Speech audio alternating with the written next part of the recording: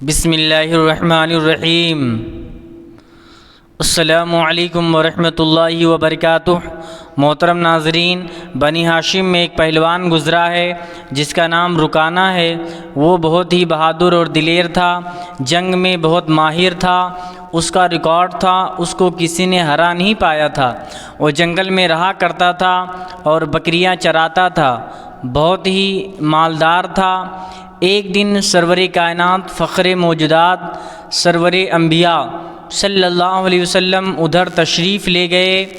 جب رکانہ پہلوان نے آپ کو دیکھا تو آپ کے پاس آیا اور کہنے لگا کہ آپ ہی محمد صلی اللہ علیہ وسلم ہیں جو ہمارے معبودوں کو برا بھلا کہتے ہیں اور کہتے ہیں کہ خدائے رب ذوالجلال کی عبادت کرو۔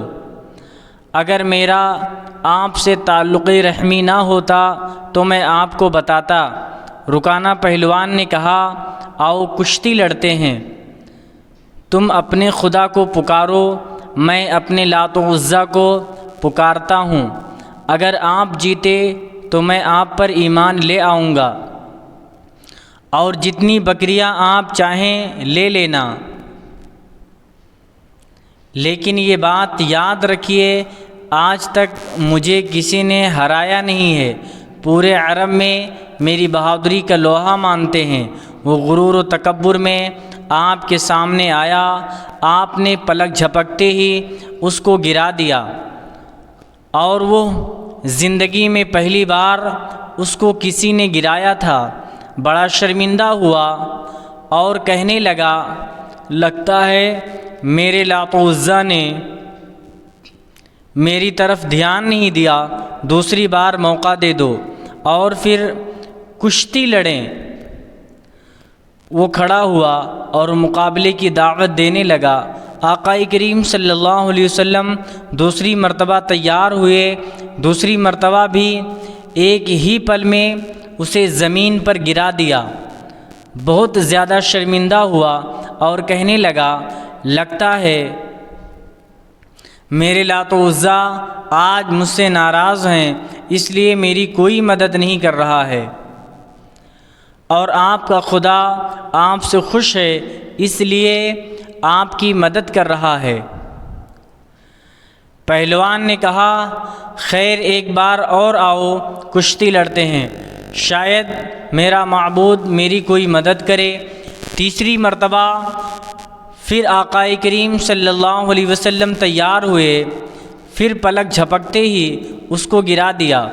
بہت شرمندہ ہوا، اپنی پہلوانی پر بڑا ناز تھا، اپنی بہادری پر بڑا غرور تھا، سب خاک میں مل گیا۔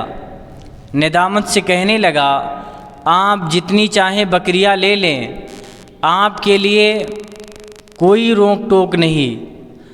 آقا صلی اللہ علیہ وسلم نے فرمایا کہ مجھے بکریوں کی ضرورت نہیں، میرے پروردگار نے مجھے بہت عطا کیا ہے، تم صرف ایمان لے آؤ، اپنے لات و عزیٰ کو چھوڑ کر ایک خدائے وحدہ لا شریک کی عبادت کرو۔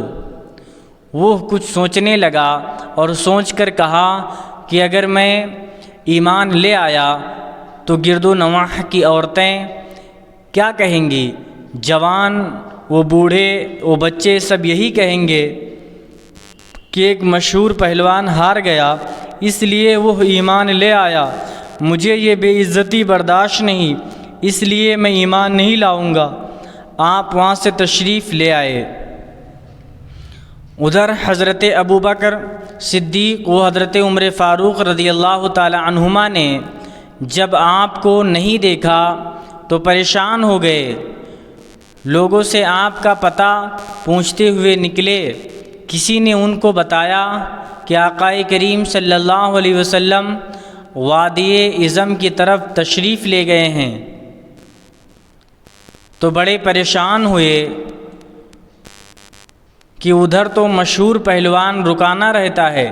جب حضور اکرم صلی اللہ علیہ وسلم کو آتے دیکھا تو بے قراری میں قرار آیا، خوش ہوئے، آقا کریم صلی اللہ علیہ وسلم کی خدمت اقدس میں حاضر ہوئے اور عرض کیا یا رسول اللہ صلی اللہ علیہ وسلم آپ تنہا تشریف لے گئے تھے؟ ادھر تو رکانہ پہلوان رہتا ہے جو اسلام کا بہت بڑا دشمن ہے۔ ہمیں فکر ہوئی کہ کہیں آپ کو کوئی تکلیف نہ پہنچا دے۔ آقا کریم صلی اللہ علیہ وسلم نے فرمایا کہ جب میرا اللہ میرے ساتھ ہے تو یہ رکانہ کیا کر سکتے ہیں؟ پھر حضور صلی اللہ علیہ وسلم نے پورا واقعہ سنایا۔ حضرت ابو بکر صدیق وہ عمر فاروق رضی اللہ تعالی عنہما یہ سن کر بہت خوش ہوئے اور عرض کیا یا رسول اللہ صلی اللہ علیہ وسلم اسے زندگی میں ابھی تک کسی نے ہرایا نہیں تھا، اسے ہرانا صرف اللہ کے رسول صلی اللہ علیہ وسلم کا ہی کام ہے۔ ابو داؤد شریف جلد دوم صفحہ نمبر 209۔ فقط السلام علیکم ورحمۃ اللہ وبرکاتہ۔